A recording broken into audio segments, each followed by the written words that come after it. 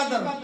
اسی طرح آگے چونکہ مناسبت سے امام موسیٰ کاظم علیہ السلام کی شہادت عظمیٰ آ رہی ہے تو چاہتا ہوں کہ استقبالیہ طور پہ چند جملے ان کی بارگاہ میں عرض کروں کہ سیرت امام میں اگر دیکھا جائے تو امام میں بھی اطعام الطعام ملتا تھا.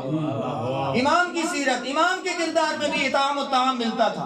امام کے بارے میں ملتا ہے کہ اتنا خدا کی راہ میں خرچ کرتے تھے کہ پوری کائنات میں مشہور ہو چکے تھے. اتنا جو ہے انفاق کیا کرتے تھے. اپنے تھیلے کے اندر درہم و دینار ڈال کے رات کو جا کے تاریکی میں کیا ہے لوگوں میں تقسیم کرتے تھے. روایت میں ہے کہ وہ تھیلا امام کا مشہور ہو چکا تھا. اب دوسری منزل کی طرف آؤں کہ آیت کیا کہتی ہے وَالْقَادِمِينَ الْغَيْظَ، اور یہی امام موسیٰ کاظم علیہ السلام ہیں. کیوں امام کو کاظم کا لقب ملا؟ کیوں امام کو یہ کاظم کا لقب ملا؟ روایات کہتی ہیں اور تاریخ کہتی ہے کہ امام صرف اپنے دوستوں کے ساتھ دوستوں کو معاف نہیں کر دیا کرتے تھے بلکہ اپنے دشمنوں کو بھی معاف کیا کرتے تھے.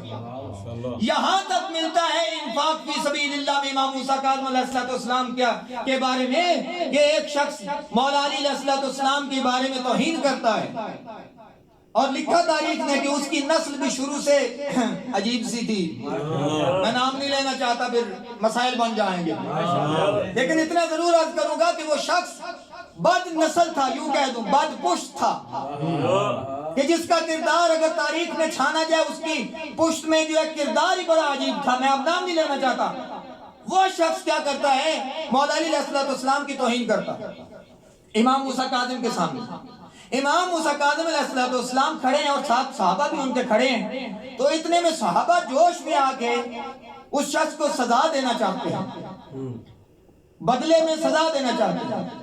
امام نے ان کو روک دیا. توجہ چاہتا ہوں، امام نے ان کو روک دیا. اور تھوڑے ہی عرصے بعد روایت کہتی ہے کہ ایک دن امام اس کے کھیتوں میں گئے. وہ شخص کھیتی باڑی کرتا تھا، کھیتوں میں کام کر رہا تھا. اتنے میں اس نے جب دیکھا کہ امام آ رہے ہیں شور مچایا میری کھیتی تباہ ہو گئی، میری کھیتی تباہ ہو گئی. امام قریب آئے اور آ کر کہا کہ کتنے درہم کتنے دینار لگائے ہیں کھیتی پہ؟ کہا 100 دینار لگایا.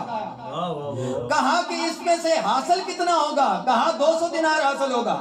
امام نے 300 دینار تھما دیے اور کہا کہ جا یہ 300 دینار بھی لے لے، تیری کھیتی بھی سلامت ہے. اب اتنے میں امام مسجد کی طرف گئے. روایت کہتی ہے کہ امام سے پہلے مسجد میں پہنچا ہوا تھا اور کہا کہ اللہ حیث یجعل رسالتہ، کہ خدا ہی بہتر جانتا ہے کہ اپنی رسالت کو کہاں دے. یہ منزل ہے، یہ کردار ہے. امام کے در سے شفا پانے والے لوگ. شفا یہی نہیں ہوتی کہ انسان بیمار ہو تو شفا پائے. جسمانی شفا کے ساتھ ساتھ روحانی شفا بھی ضروری ہے.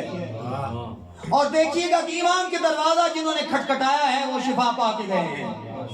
آپ مجھ سے بہتر جانتے ہو، علماء کا مجمع ہے کہ بشر حافی مشہور ہے تاریخ کے اندر.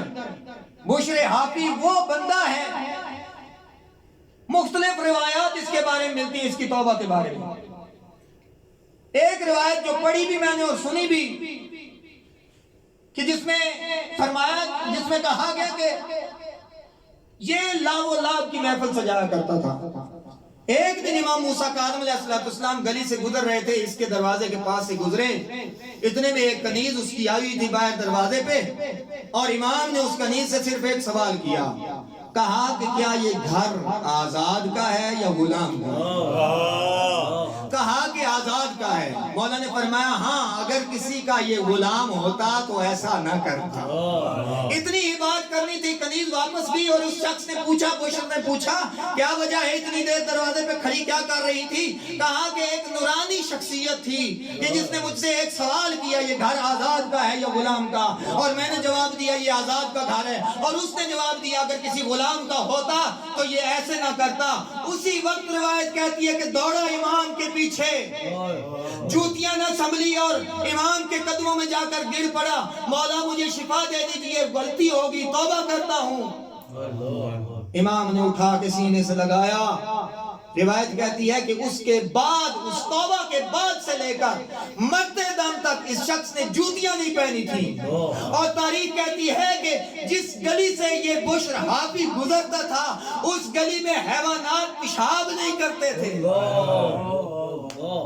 کہ یہاں سے بشر حافی نے گزرنا ہے ننگے پاؤں۔ عزیزان محترم، یہ مقام اور یہ منزل ہے، یہ کردار ہے، یہ سیرت ہے کہ جو ایک نقطہ کی طرف لے کر جاتی ہے کہ بشر حافی۔ اور اسی طرح جو ہے میں گفتگو کو طول نہیں دینا چاہتا، بس دو باتیں اور عرض کر کے امام کی سیرت کے حوالے سے چند جملے توسل کے کہ امام موسیٰ کاظم علیہ السلام وہ ہستی ہیں کہ جس ہستی کے متعلق ہمیں ملتا ہے کہ امام کی قید بہت زیادہ رہی اور کافی جگہوں پہ امام کو قید کر کے رکھا گیا، اور داروغے بدلتے رہے، قید خانے کے داروغے بدلتے رہے، قید خانے بدلتے رہے۔ کیا وجہ ہے کہ قید خانے بدلتے رہے؟ علماء لکھتے ہیں کہ قید خانے اور داروغے اس لیے بدلتے رہے چونکہ امام نے زبان سے تبلیغ دین نہیں کی، کردار سے اتنا تبلیغ دین کی ہے کہ داروغے سوچنے پر مجبور ہو جاتے تھے یہ کون سا نمائندہ الہی ہے، یہ کون سی ہستی ہے کہ جو ہر کسی کو اپنا گرویدہ بنا لیتی ہے۔ مختلف روایات اور مختلف صعوبتیں اور تکلیفیں دی گئی امام کو، حتیٰ یہاں تک ملتا ہے کہ امام کو ایسی ایسی اذیتیں دی گئیں کہ جب داروغے تبدیل ہوتے تھے تو ہارون نے تھک ہار کے سوچنا شروع کر دیا کہ کیا کروں کہ